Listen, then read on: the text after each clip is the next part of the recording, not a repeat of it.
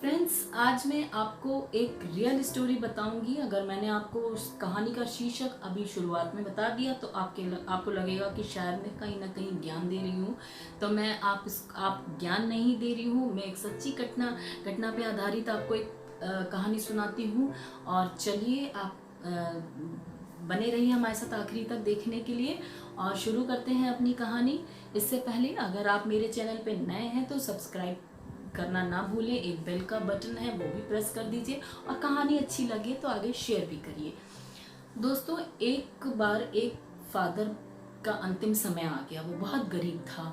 वो अपने बच्चे के लिए कुछ भी नहीं कर पाया था। उसके पास कोई ज़्यादा संपत्ति और सेविंग्स कुछ भी नहीं थी जो वो उसके लिए छोड़ता। उसने अपने अंतिम समय में अपने पुत्र को बुलाया कि बेटा, और कहा बड़े ही दर्द भरे अंदाज में कि बेटा, मेरे पास ज़्यादा कुछ नहीं है सिवाय मेरे आशीर्वाद के, लेकिन मैं आज तुम्हें आशीर्वाद देता हूँ दिल से, और माँ बाप का दिया आशीर्वाद ज़रूर लगता है।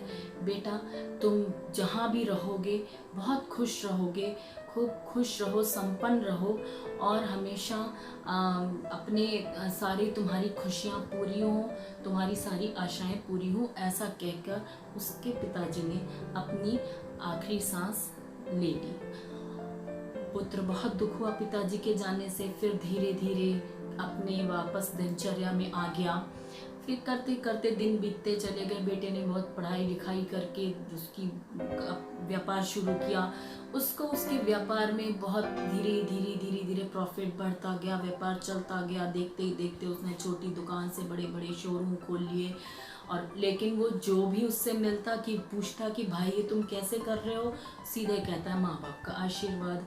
कुछ लोग मजाक भी बनाते, कुछ लोग हंसी बनाते, कुछ और उसको छेड़ के चले जाते, कुछ तारीफ भी करके जाते। ऐसे करते करते उसको एक बार एक दोस्त ऐसा टकराया जिसने उसके दिमाग में बीज बोने की सोची। उसने कहा, बेटा, तेरी ये जो तूने इतनी मेहनत करी है ना, ये तेरी अपनी मेहनत का भी नतीजा है। खाली आशीर्वाद काम नहीं करता। अब वो उसको जब भी मिलता वो इसी तरह की उसके मन में बीज बो देता कि यार, मेहनत तू कर रहा, पैसा तू लगा रहा, हर जगह काम तेरा चल रहा है, रात दिन तू लगा हुआ है।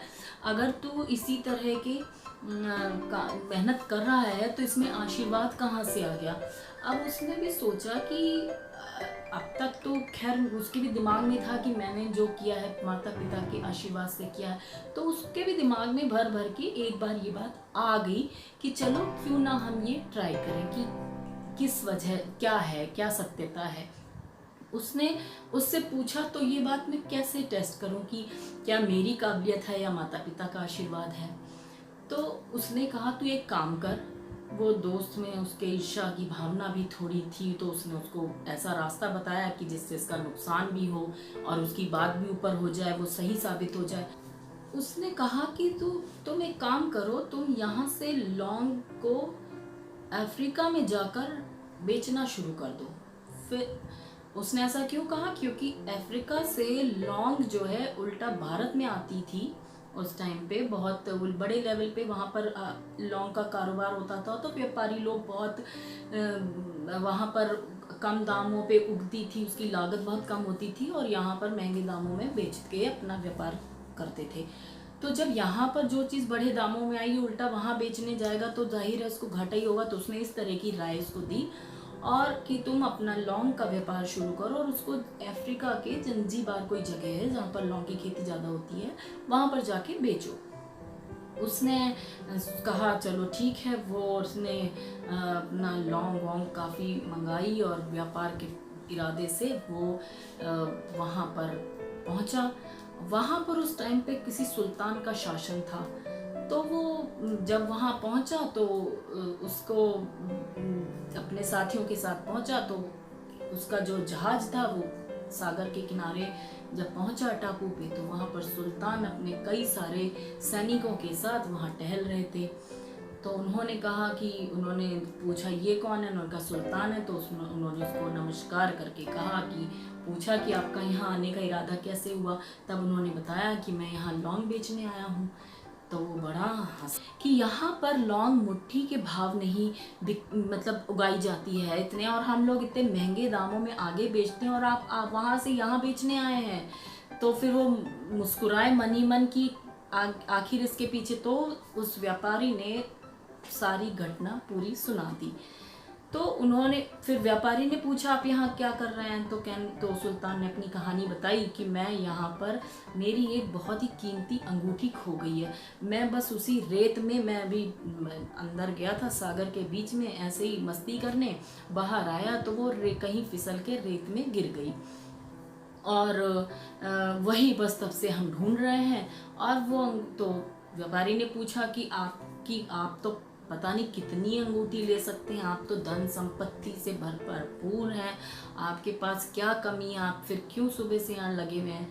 तो उसने कहा नहीं, वो अंगूठी जो थी बेशकीमती थी, वो मुझे मेरे गुरु ने बहुत आशीर्वाद के साथ दी थी और उसको पहनने के बाद मेरे दिन दुगनी रात चौगनी तरक्की होती गई थी, इसलिए मेरा उस अंगूठी को ढूंढना बहुत ज़रूरी है।